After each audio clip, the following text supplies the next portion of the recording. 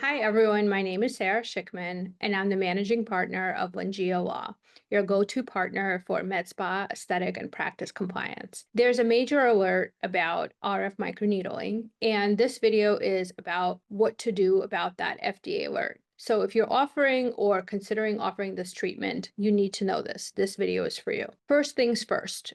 What is RF microneedling? RF microneedling is different than regular microneedling, and it's also different than the kind of microneedling that you may be able to do at home, where you buy a microneedling roller or something like that on Amazon, and you're able to do some kind of needling in your own house. That's one type of microneedling. Another type of microneedling is you could go to a med spa or an aesthetic practice, and you can get something like microneedling with a device called a skin pen, where it goes much deeper than an at-home device. And some med spas or aesthetic practices may microneedling in products with that treatment. So for example, they may use different serums, they may do things like PDGF, they may do microneedling with products like Restylane Silk. So that's another type of microneedling. The third type of microneedling is RF microneedling or radio frequency microneedling. And they're generally a combination of two different treatments. One is the actual microneedling, and the other is using radio frequency to heat the skin and the structures under the skin. And that should stimulate collagen, tighten skin, and do some other things. The thing is, those devices penetrate a lot deeper and can do a lot more than the regular microneedling. And so sometimes serious things can happen. And this doesn't mean that they are always going to happen. It just means that now that the FDA has issued this new warning letter, you as a provider of these kind of treatments have to change your processes and your documentation. So it doesn't mean that you have to necessarily stop doing this treatment. It doesn't mean that this treatment is illegal. It doesn't mean that every time you do this treatment, something bad is going to happen. It means that essentially, when this treatment is done by inexperienced providers, there's a much higher likelihood of some of these unintended side effects, like burning, melting of some of the fat under the skin, which is not great because all of us want to have nice, plump faces, or at least most of us do. So, this FDA warning really highlights these issues. One thing that a lot of consumers don't realize is that this is a medical service. So a lot of times when a consumer comes in and it's a device where some versions of that device are available online, they come in with the expectation that it is just going to be a light treatment and the chance of something going wrong is very small. So in those situations, it's really important in your patient consents to really talk about what are the possible side effects and to include some of these side effects that the FDA specifically mentioned in their letter. A lot of times, patients are okay with some side effects as long as they are informed of the side effect. This whole concept of informed consent is really important. The FDA in the warning letter reminded consumers that this is a medical device, not just a spa service. And so when you are doing this device in your practice, make sure that whoever you have doing this is really experienced in this device and has their training certificates on file, but also that they're able to do that within their scope of practice in your state. So, for example, in a lot of states, estheticians or medical assistants are doing this treatment.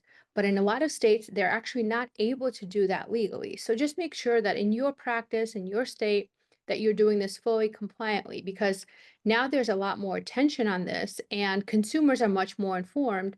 And you don't want to get into a situation where you're going to have a board investigation by either the cosmetology board or the nursing board, but also you may have a malpractice case because a malpractice attorney may say something like, well, this person was practicing outside of their scope, and the reason they got these burns was because the provider was A, not trained, and B, not licensed to perform this treatment. So what can you do right now? Well, first of all, confirm that your device has been maintained and you have a record of its maintenance, and confirm that all of your patients, whenever they're getting this treatment, are signing a informed consent every single time. So for example, I know it's popular to sell this in packages of 3.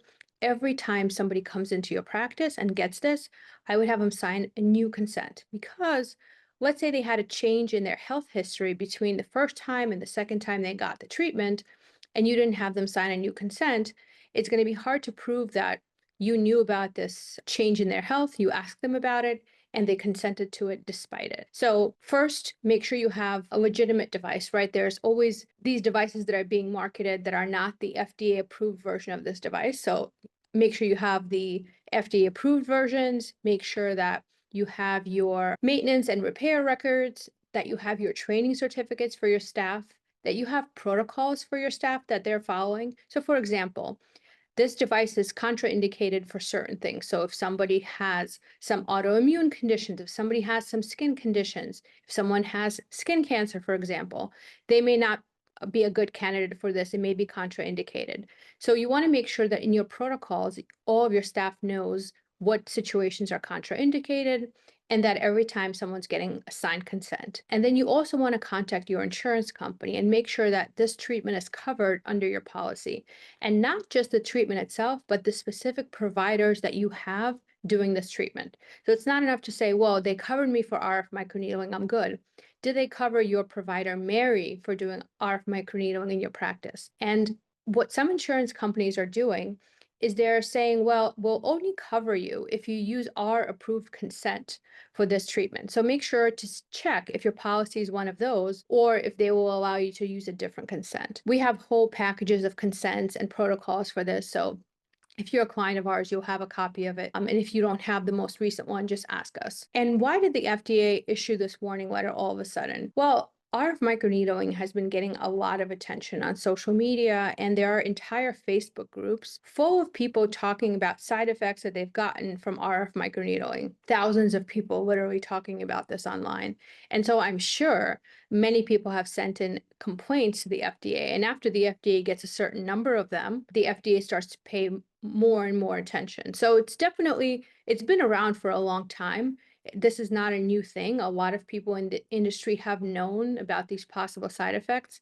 But the real issue here is that these side effects really happen more when the device is used by untrained providers and when people don't know at what depth to go, and sometimes mistakes are made. So the more trained your providers are, the more certificates of training they have, the more credentials they have in terms of, are they a licensed medical provider or are they a medical assistant? So things like that all play a role in this. So it's not that this device is necessarily bad. It's that there's now heightened scrutiny about who's doing this device and do you have the proper procedures in place and are you following your scope of practice? So stay tuned. We're going to be talking more about this. But to summarize, to protect yourself, I would update your consents to make sure they do talk about possible fat loss. Make sure that your consents are being signed by your clients every single time. I would update your protocols to make sure that all of your staff knows when these treatments are contraindicated. I would call your insurance company or even better, email them. Make sure that this is covered under your policy. And I would do some additional staff training on this. Even if your staff is fully trained, it never hurts to do one more training with all of them and document it.